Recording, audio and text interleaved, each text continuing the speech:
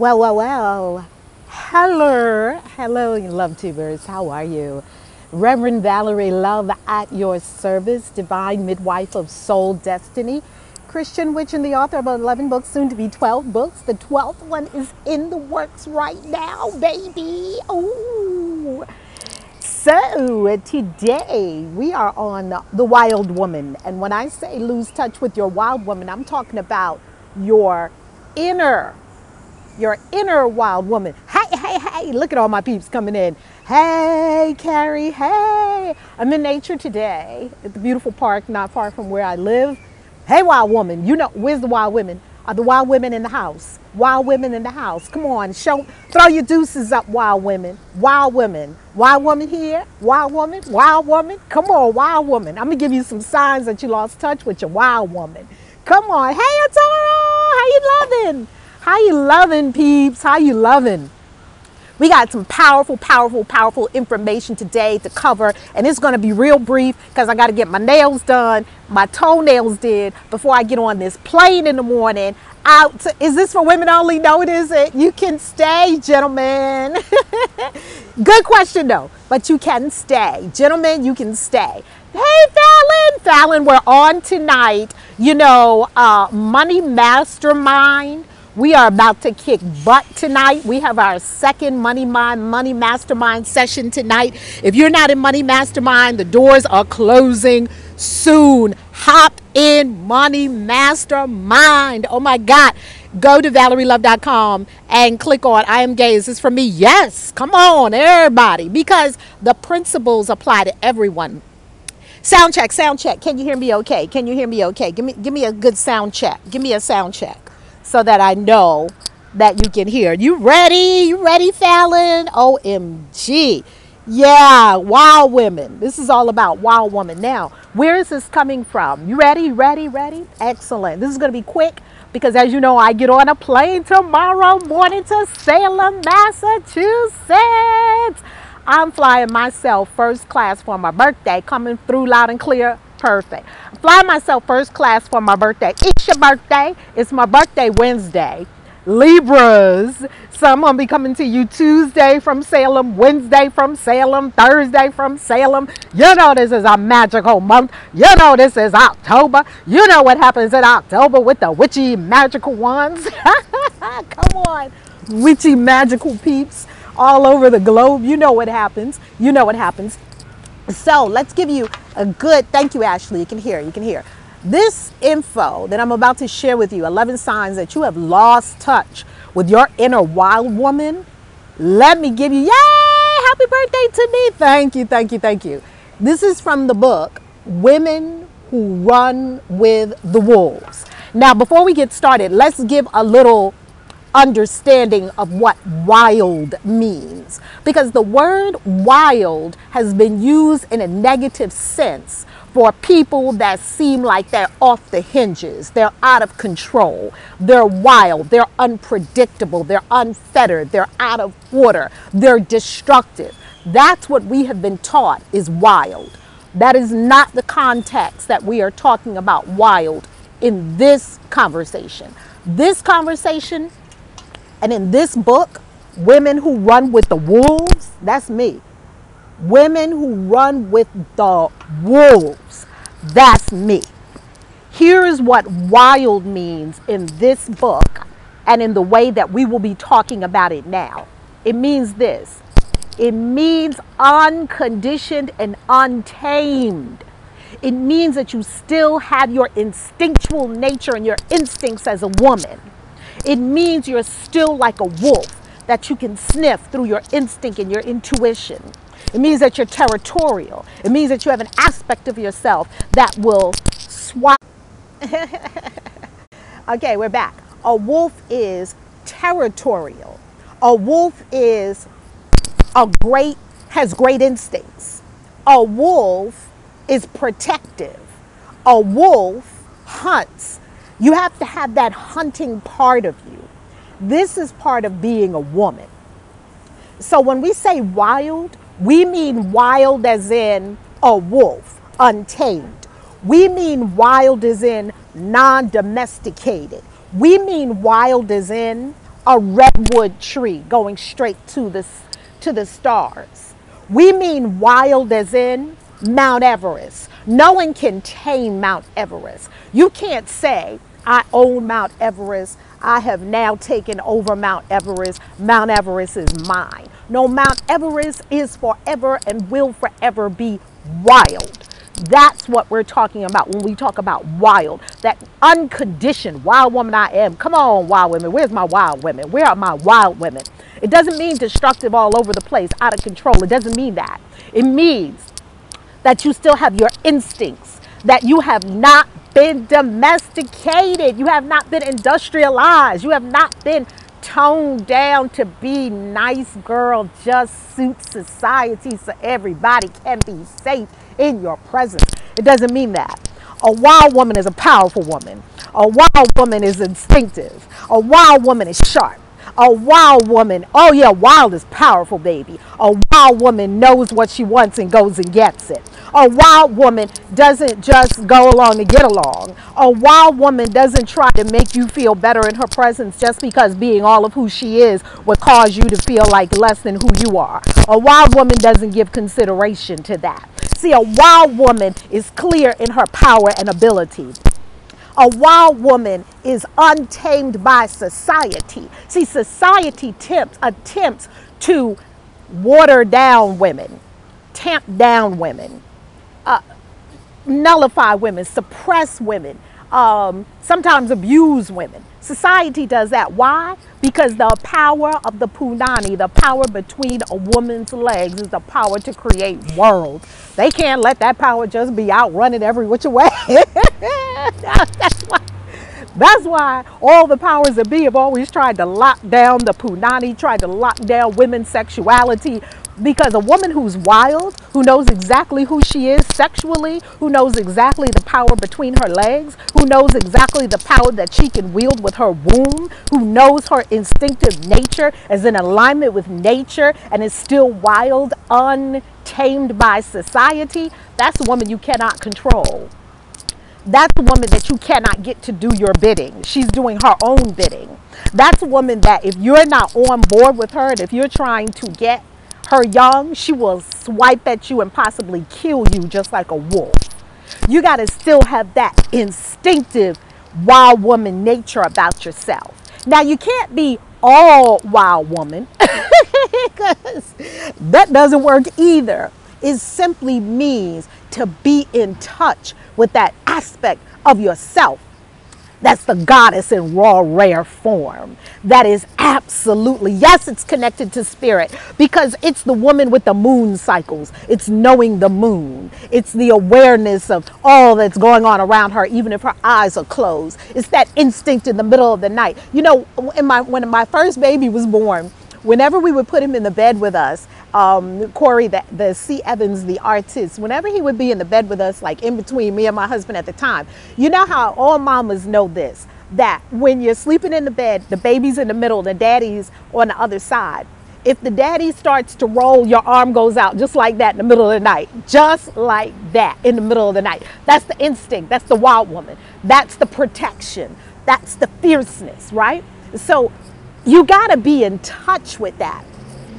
Here's signs that you are out of touch with your wild woman. This is what it's going to look like. I was reading this and saying, oh my God, I've got to share this with the LuvTubers because I know so many women who had this exact experience because, they're out of touch with their wild woman. Here's what it looks like.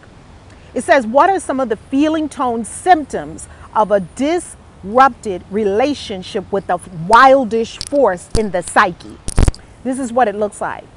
To chronically feel, think, act in any of the following ways is to have partially severed or lost entirely the relationship with the deep instinctual psyche. We want to have a relationship with the wild woman, the goddess, the unfettered nature, the moon woman, the witch woman, whatever you want to call her, right?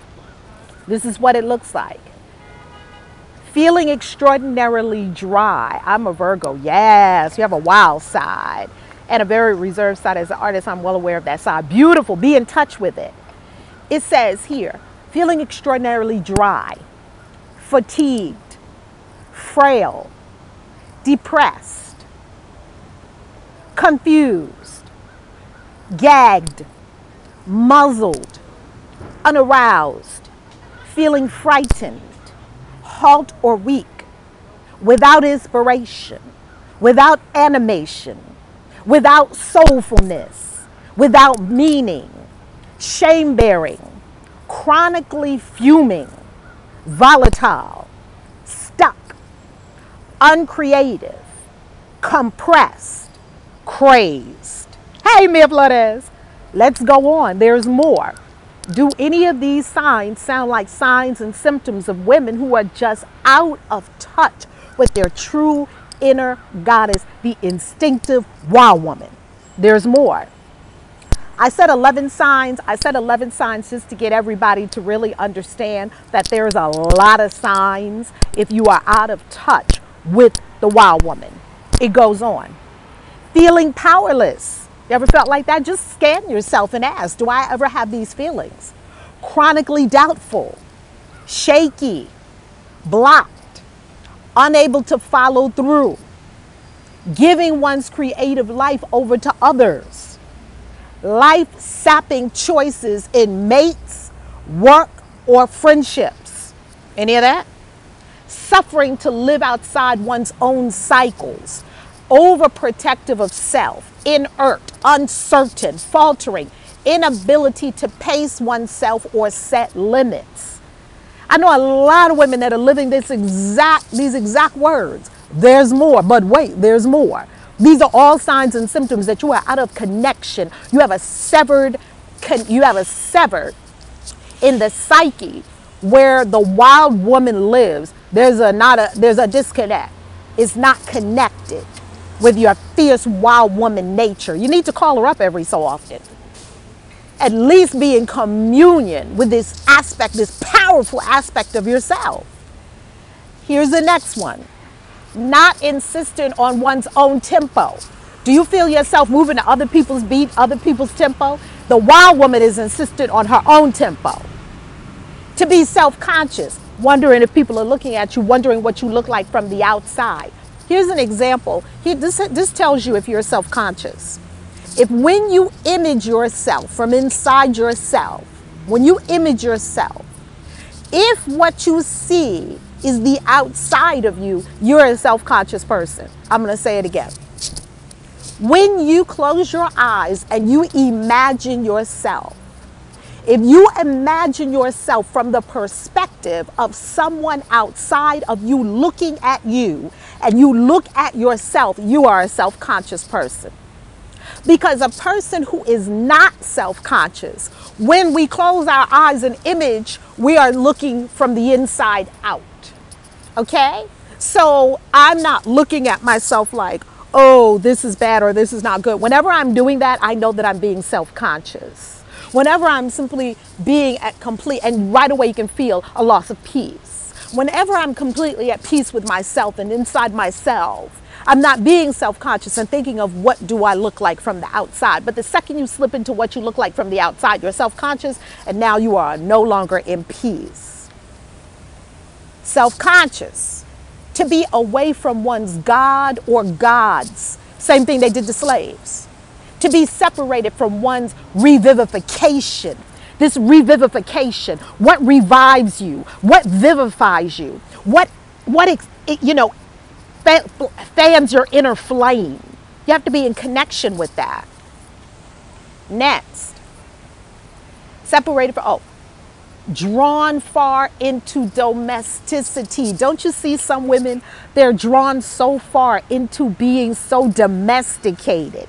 And it's okay to be a domestic goddess if that's your wild woman, because some women's wild woman is a domestic goddess. But you have to understand when you're a domestic goddess because that's what you love, or because you're being over domesticated and it's suffering and stifling you and suffocating you.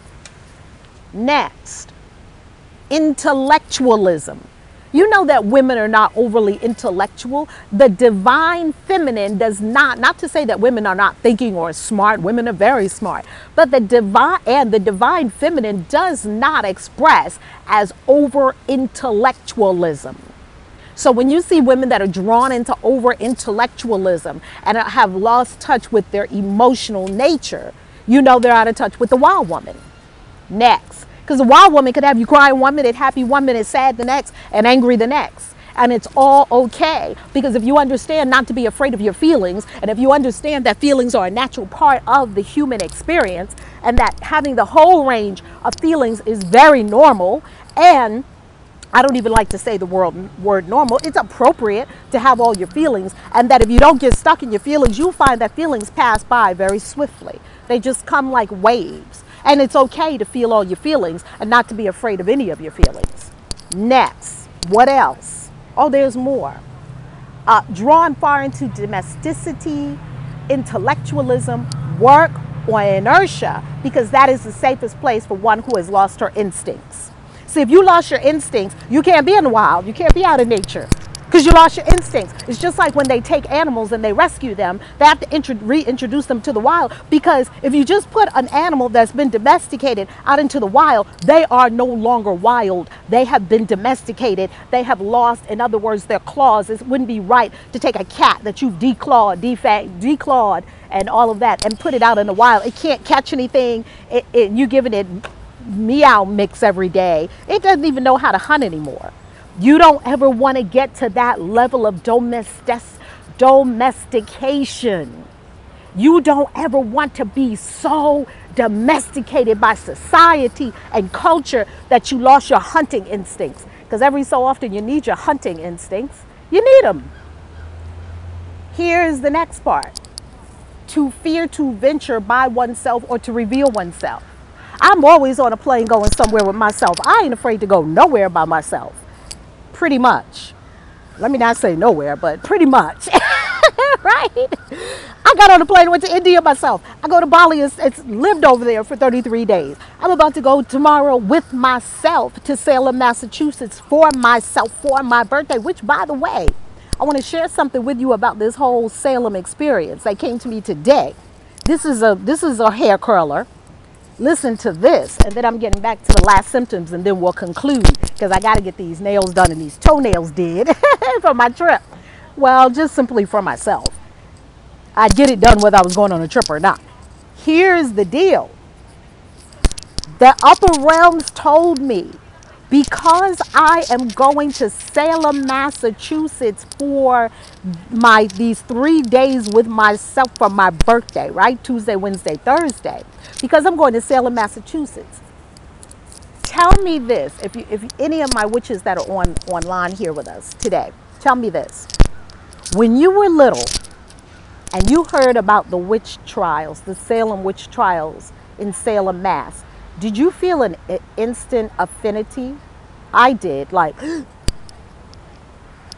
a familiarity, an affinity, a connection, a wondering, and I couldn't get enough of it. I was reading about it. I couldn't get enough of those Salem witch trials. Did you feel that? Look at Diamond, yes. Diamond Blue 77, yes. Oh my goodness, I felt it. And do you know what they told me about this trip?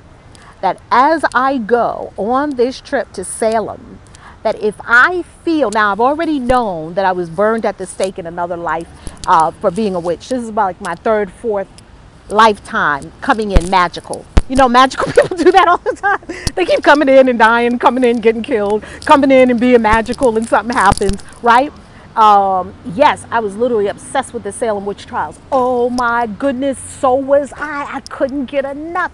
When I was reading about it in school, I was fascinated, but I had to kind of read it on the DL, because y'all know I grew up in the cult. And the Jehovah's Witnesses were scared of anything like that. They called everything demonized. Hi, Tiffany Jackson, how you doing, love? They called everything demonized. I was so afraid of everything. I couldn't get enough. So I was acting like it was required history reading in class. You know, I was just reading like I was amazed by it. And more importantly, not just intellectually drawn in, there was an affinity There was a connection. There was something going on inside myself. So later on, when I did all these soul travels in many different lifetimes and grew spiritually and grew as a witch, I knew I live in New England, so much hidden black witch culture and history. Woo, yes indeed, yes indeed. I knew after years that I had come in as a witch before and that I had been burned at the stake, right?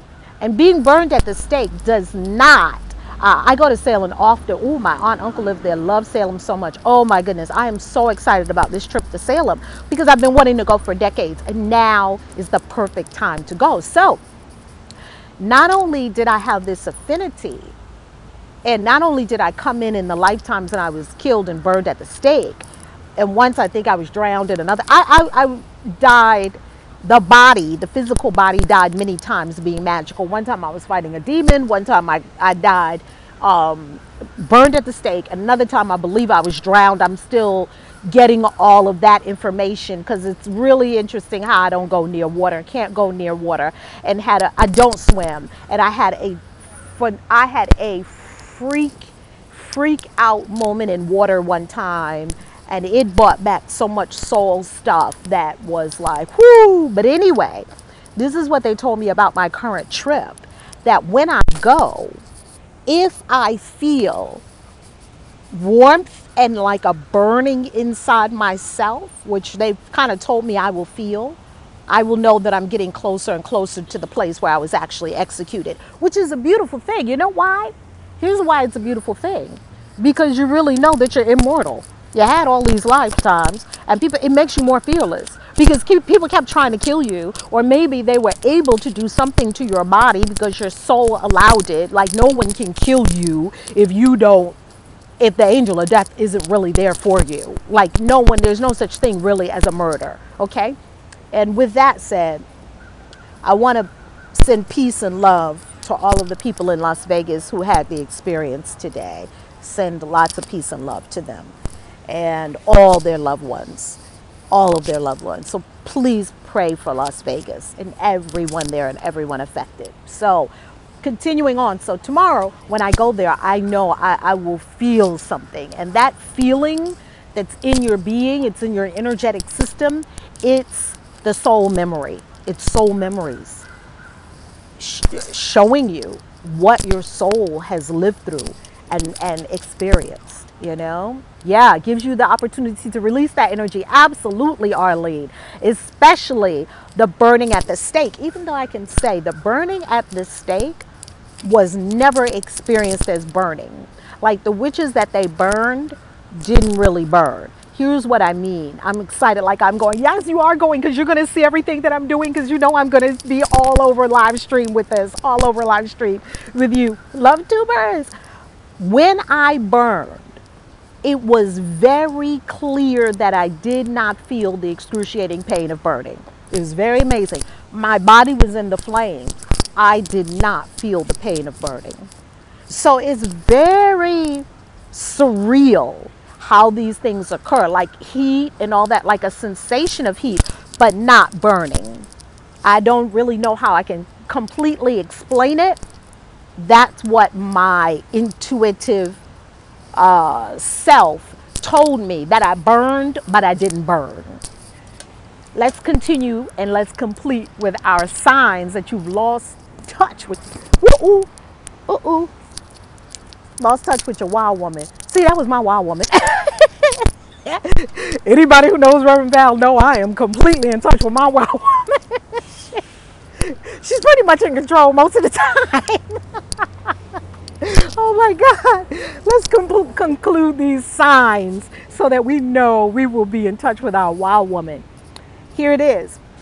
To fear to venture by oneself or to reveal oneself. Ever feel afraid of revealing yourself? Fear to seek mentor, mother, father. Fear to seek a mentor. Fear of authority. Fear to set out one's perfect work before it is this is a big one. Fear to set out one's imperfect work before it is an opus. I have to speak to this. I work with so many light workers who are authors and creators and create websites and create this and create that, all their offerings for the world.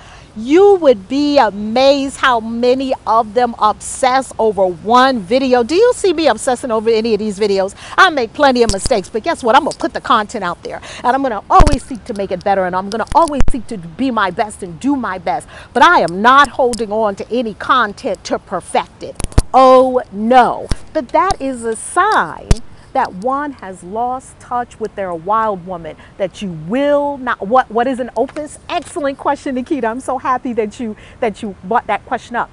An opus is like this enormous work that you have created, like Beethoven's Fifth or something like that. Like this enormous work that is just perfect and amazing, and like this is your magnum opus. Like this is the best thing you have ever. It will go down in history like a Beethoven symphony, a perfected symphony, or like a work of Shakespeare, Macbeth, or something like that. That's an opus. But guess what? Every freaking thing we create ain't an opus. It's just not. It doesn't even, we must allow our imperfect work to reach the world. We must. There are people right now obsessing over editing a video. You've been editing that video for 12 years and you still don't have videos on YouTube. Guess what? I got 900 videos on YouTube, and I'm seeking to beat my own record with another 100 videos this month, so that by the end of my October, I have 1,000 videos on YouTube. Woo! That excites me. That excites me. I'm not waiting until my work is an opus before I release it. It says it right here. I'm like, oh my God, you are telling the story of so many. Everyone is unique to themselves. Absolutely. You're telling the story of so many people. Analysis to paralysis syndrome. That is exactly it. Perfection is an ongoing process. That is exactly it. And guess what? Read it again. I'm going to read it again. It says, fear to set out one's imperfect work before it is an opus. Fear to set out one's imperfect work. Fear of being judged. Fear of, is it good enough? Fear of what are people going to think? To hell with what people think. Are any of them paying any of your bills? I don't think so. Are any of them, I try to be a perfectionist. Perfectionism is killing you. OMG, I love you. I love you too, mindfulness. Mwah. Welcome to ValerieLoveTV.com. Listen, kick perfectionism to the curb. And instead, let me give you the solution for perfectionism. Stop everything. If you were moving around, stop everything right now. I'm going to give you the cure for perfectionism and what to go for instead of perfection. Perfection is a myth. Who knows whether it's perfect or not? I don't know. How are you going to tell when it's perfect or not? Who knows? Man, you hitting home val. Yay! Here's what you go for rather than perfection. Excellence. What is excellence? Excellence is doing my very best. I am doing my very best right now, talking to you. I am bringing you my very best, all of me. I'm not talking to you and looking at this and looking at that and trying to do this and trying to do that, doing 50 million things at one time. I am fully present to you, to your awakening, to your enlightenment, to your freedom, to this moment you and I are having right now. This is my best. This is excellence. Perfection, I don't know. Maybe it's perfect, maybe it's not. Who's the judge? Perfect next to what? How will you know if it's perfect or not? I have books. As you know, I'm the author of 11 books, and I see this with authors. Oh my God.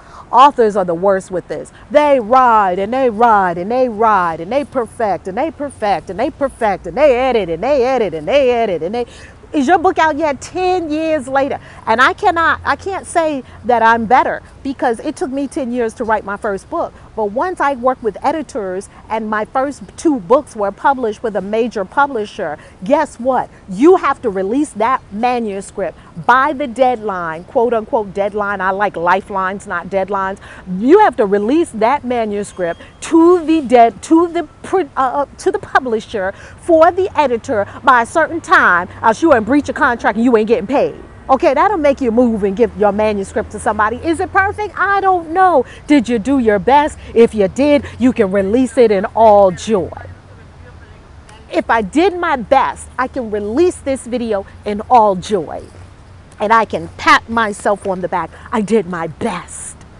What more can you do than your best?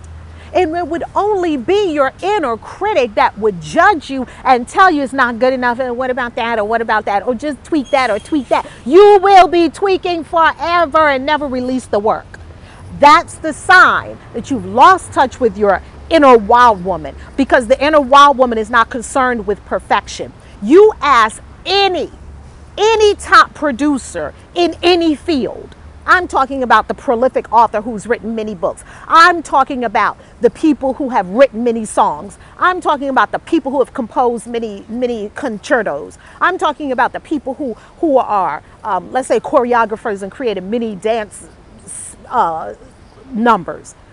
Do you think if the ones who have produced a lot, Shakespeare, if you looked at all of Shakespeare's work, is every one of them an opus? Is every one of them magnificent? No. He kept writing. He kept writing and kept writing and kept writing and put more work out there and put more work out there and put more work out there, right? And somewhere in the continuous doing of it, you do find a perfection that can be perfectly imperfect. But this is what one of my coaches told me. He said, you will either have the propensity to perfect or the propensity to ship. What does that mean? Good afternoon, Professor. How you doing? What does it mean? It means that either you have the propensity or the inclination to ship, or you have the inclination to perfect.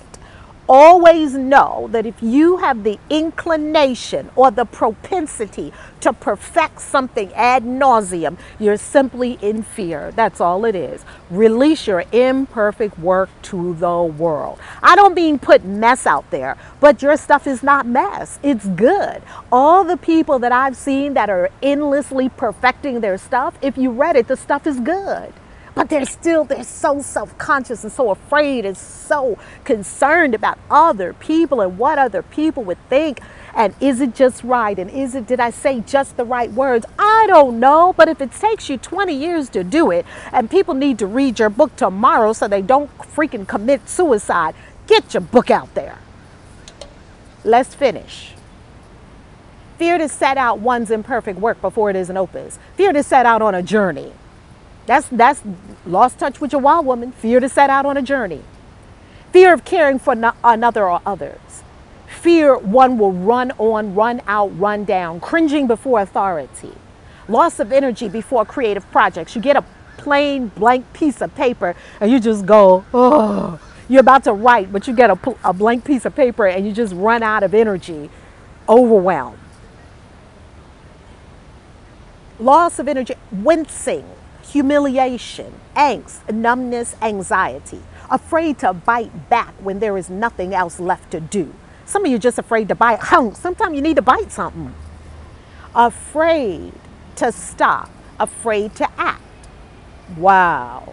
Afraid to try the new, fear to stand up to, afraid to speak up, speak against, sick stomach, butterflies, sour stomach, cut in the middle, strangled, becoming conciliatory or nice too easily. Revenge. Don't be so nice.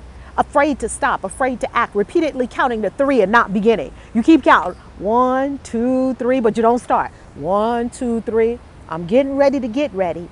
I'm getting ready to go. The wild woman would have jumped already. Ambivalence, superiority complex. And yet ambivalent and yet otherwise fully capable, fully functioning. These severances are a dis-ease, not of an era or a century, but become an epidemic anywhere and anytime women are captured, anytime the wildish nature has become entrapped. Don't lose touch with your wild woman. Coming from a wild woman. I love you. If you have not joined us in one of our programs, I am on an intense growth spurt this month, an intense growth phase in the Millionaire Club. And this is how you can join us. Go to ValerieLove.com, click on coaching, and apply for a session with me. I'll send you a link. If you qualify with your application, I'll send you a link to where you can get a 30-minute discovery session with me, Reverend Val, complimentary on me. Now, that's only if you're ready to move forward and create your freedom spiritually, mentally, emotionally, physically, and financially. Oh my goodness. And if you're a match, I'll invite you into one of our programs. Otherwise, I'm here to serve you. I love you. God bless you. Peace. I'm out. Time to get these nails did. Come on, wild woman.